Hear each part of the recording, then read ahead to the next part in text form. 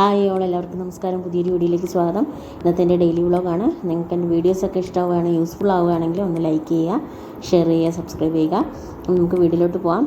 പിന്നെ second stage ആയിട്ട് exam 10th പ്രിലിംസിൻ്റെ അടുത്ത എക്സാം എഴുതാനുള്ളവർ മാക്സിമം ഒന്ന് ടൈം മാനേജ് ചെയ്ത് 2 മണി നമ്മുടെ സമയമുണ്ടല്ലോ, 2 മണി to 3:15 വരെയുള്ള സമയത്ത് മാക്സിമം ക്വസ്റ്റ്യൻ വർക്കൗട്ട് ചെയ്ത് നോക്കുക കേട്ടോ.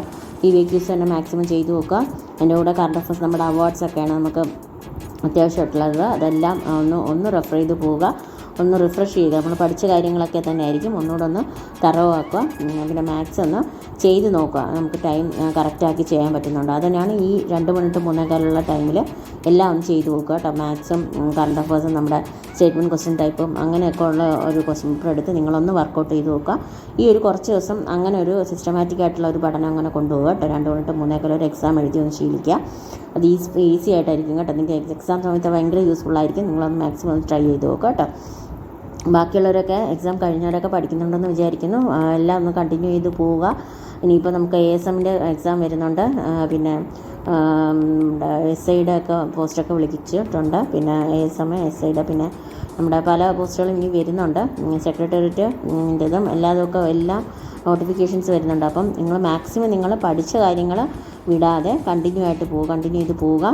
മാക്സിമം നിങ്ങളൊന്ന് നിങ്ങളൊന്ന് എഴുതി നോക്കുക കേട്ടോ. നിങ്ങൾക്ക് എന്തൊക്കെ പഠിക്കാനുണ്ടെന്ന്, ഇനി എന്തൊക്കെ പഠിക്കാനുണ്ട്. ഇപ്പം നമുക്കിപ്പോൾ നാളെ കഴിഞ്ഞാൽ പിന്നെ നെക്സ്റ്റ് ഇയറാണ്.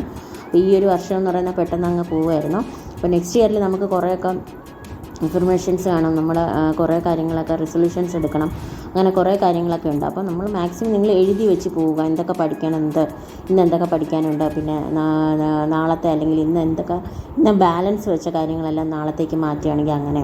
അപ്പോൾ ഇന്ന് രാവിലെ എനിക്ക് ബാങ്കിൽ പോകേണ്ട കാര്യം ഉണ്ടായിരുന്നു, പിന്നെ ക്ലിനിക്കിൽ പോകണമായിരുന്നു, കടയിൽ പോയി സാധനം മേടിക്കണമായിരുന്നു, അങ്ങനെ കുറേ കാര്യങ്ങളുണ്ടായിരുന്നു കേട്ടോ. അപ്പം നമുക്ക് അതിൻ്റെ ശരിക്കും ഒരു നോട്ട്ബുക്കിൽ എഴുതി വെക്കുകയാണ്. നമുക്കിപ്പം അറിയാം നമുക്ക് എന്തൊക്കെ കാര്യങ്ങൾ ചെയ്യാനുണ്ട് എന്നുള്ളൊരു കാര്യം നമുക്കൊരു ബോധമുണ്ട് എന്നെങ്കിലും നമ്മളൊന്ന് എഴുതി വെക്കുകയാണെങ്കിൽ ആ കറക്റ്റ് ഓർഡറിൽ നമ്മളിപ്പോൾ ബാങ്കിൽ പോകുന്നു, കടയിൽ പോകുന്നു, ക്ലിനിക്കിൽ പോകുന്നു, അങ്ങനെ ഒരു ഓർഡർ ഉണ്ടല്ലോ. നമ്മൾ അവിടെ ഇവിടെ ചെന്ന് സമയം കളയാതെ മാക്സിമം നമുക്ക് കിട്ടുന്ന രീതിയിൽ സമയം ചിലവഴിക്കാൻ വേണ്ടിയിട്ട് ഒന്ന് എഴുതി ഓർഡറാക്കി വെക്കുക അല്ല കേട്ടോ. അങ്ങനെ ഉണ്ടെങ്കിൽ പെട്ടെന്ന് നമുക്ക് എൻ്റെ കാര്യങ്ങളൊക്കെ ചെയ്തിട്ട് തിരിച്ച് വീട്ടിലെത്താൻ നോക്കും. അപ്പോൾ നിങ്ങൾ മാക്സിമം അങ്ങനെ ചെയ്തു നോക്കാം.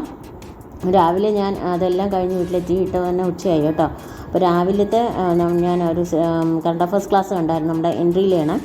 മാക്സിമം ഇന്ന് പറ്റുന്നവരൊക്കെ ഇന്നത്തെ ആ ക്ലാസ് ഒന്ന് കാണാം കേട്ടോ. അപ്പോൾ കാരണം ഇയർ എൻഡിങ് ആയിട്ടുള്ള കുറേ അപ്പോയിൻമെൻറ്റ്സ് വന്നിട്ടുണ്ടല്ലോ, അതെല്ലാം കൊടുത്തൊരു ക്ലാസ്സാണ്. മാക്സിമം അത് യൂസ്ഫുള്ളാണ്. നിങ്ങൾ മാക്സിമം പറ്റുന്നവരെല്ലാം അത് ഒന്ന് കണ്ട് നിങ്ങൾക്ക് റിഫ്രഷ് ചെയ്യാൻ പറ്റുന്ന, നിങ്ങൾക്ക് കിട്ടാത്ത കാര്യങ്ങൾ ലിങ്ക് ചെയ്ത് വെക്കാൻ പറ്റാത്ത കാര്യങ്ങളൊന്ന് എഴുതി വെക്കുക.